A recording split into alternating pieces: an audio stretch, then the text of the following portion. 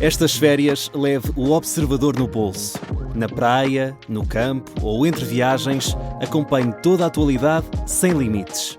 Assine com 40€ de desconto e habilite-se a ganhar uma estadia de 2 noites num dos hotéis boutique da Small Portuguese Hotels. Este verão, desligue da rotina, não da informação. Assine em observador.pt. De Observador?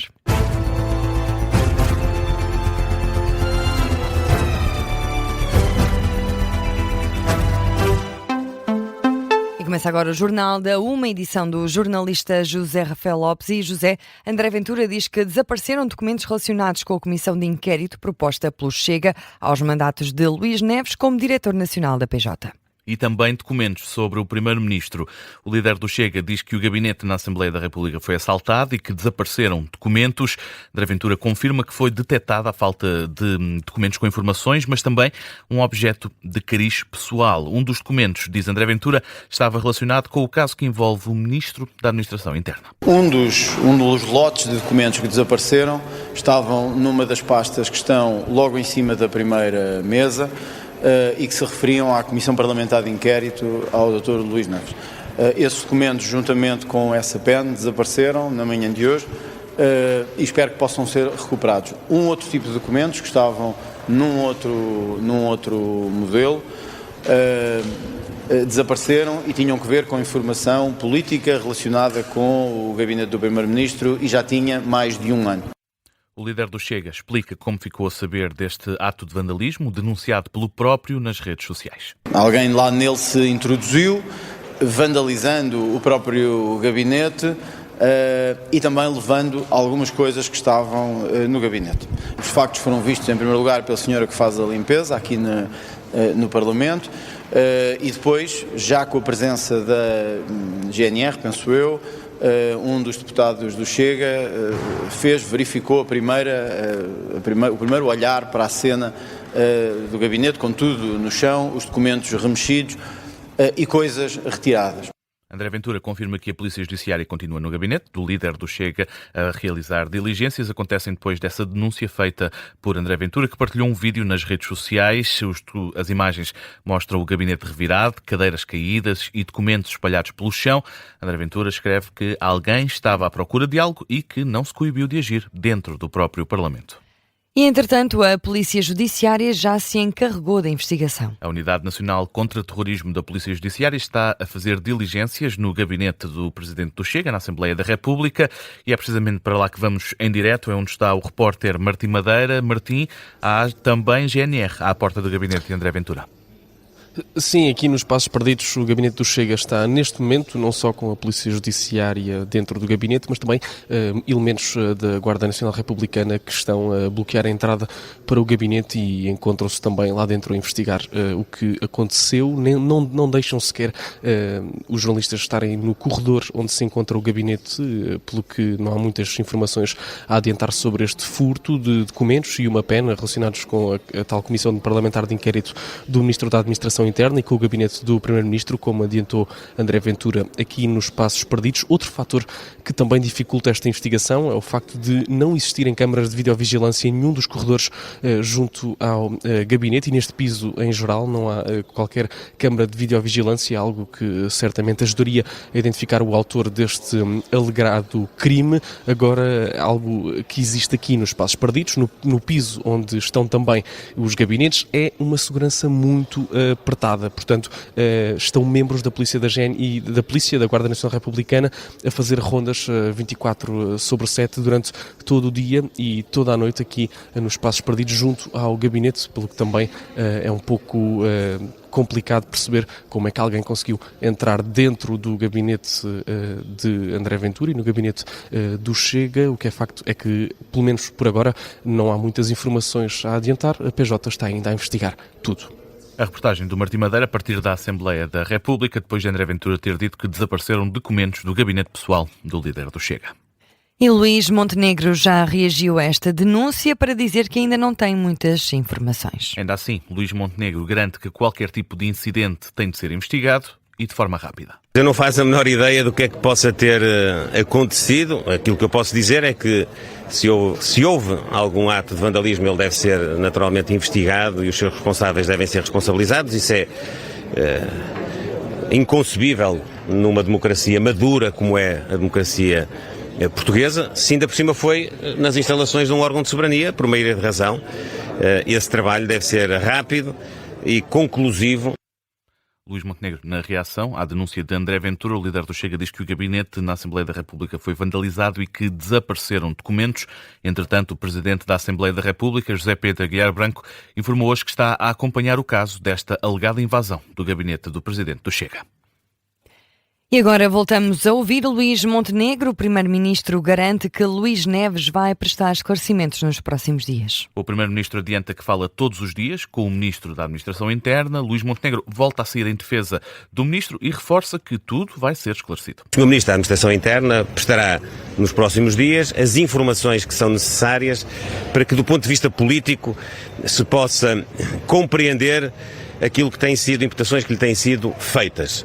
Ao mesmo tempo, obviamente, nós precisamos de respeitar o trabalho das autoridades de investigação que abriram um inquérito sobre essa factualidade.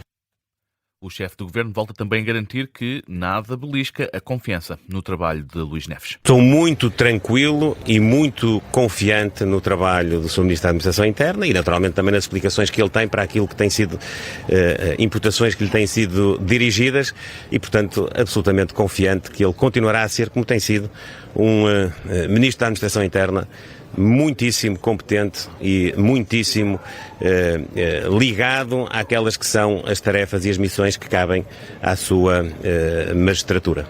As palavras do Primeiro-Ministro aos jornalistas em São João da Madeira, à margem de uma assinatura de um protocolo com a Santa Casa da Misericórdia, aqui um registro da CNN Portugal.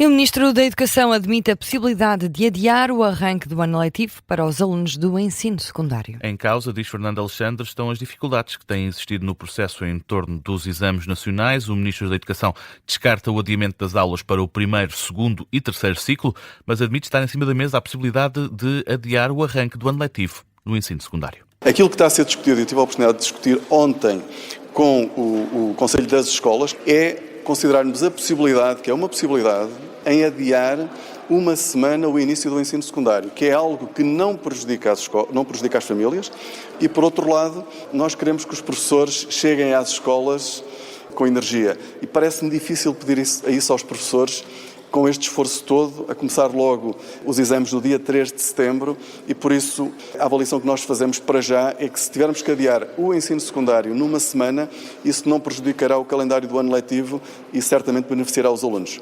O Ministro da Educação garante ainda que a segunda fase dos exames nacionais está a decorrer sem problemas. A segunda fase está a decorrer com toda a normalidade.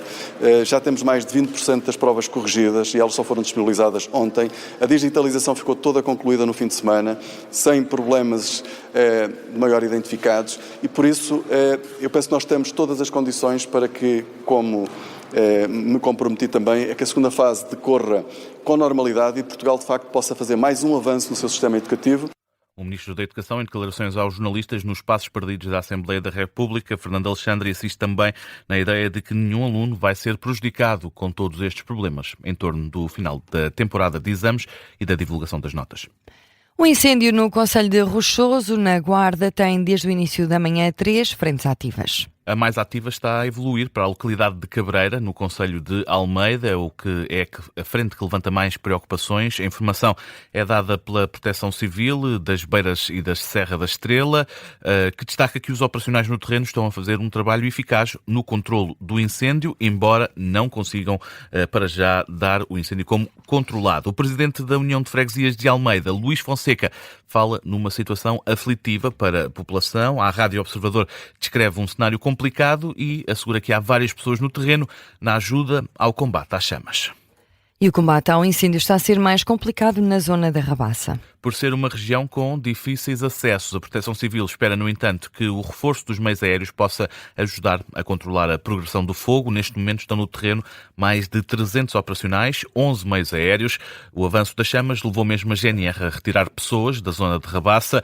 É o que diz a SIC Notícias, que diz que os habitantes mais idosos foram levados para o interior de uma igreja na localidade, que está situada numa zona mais alta e considerada mais segura. Na atualidade internacional, em Espanha, o primeiro-ministro Pedro Sánchez diz que o país já começa a ver uma luz ao fundo do túnel na luta contra os incêndios. Num briefing ao país, após reunir o Comitê Nacional de Emergências, Pedro Sánchez reiterou que vai continuar a mobilizar todos os recursos até apagar a última chama e que, nesta altura, a evolução é positiva. O primeiro-ministro espanhol diz ainda que começou a mobilizar linhas de apoio para as áreas afetadas pelos incêndios. Num balanço divulgado esta manhã, a presidente da Comunidade de Madrid dava conta de 56 mil pessoas afetadas pelos incêndios. Isabela Ayuso diz ainda que 12 municípios foram evacuados e outros 4 confinados devido às chamas. E é agora 1h10, que outras notícias marcam a atualidade, José? A menor de 12 anos, interceptada pela PSP no aeroporto de Lisboa, alegadamente vítima de tráfico humano, foi levada para um centro de acolhimento, está bem e a interagir com outras crianças e jovens. A PSP encontrou esta criança no aeroporto de Lisboa no sábado, estava acompanhada por uma mulher que se fazia passar por mãe, vinham do Senegal. A polícia detectou irregularidades nos documentos. A própria criança denunciou que estava a ser levada para a França à força para casar com um homem, terá sido vendida pela própria família.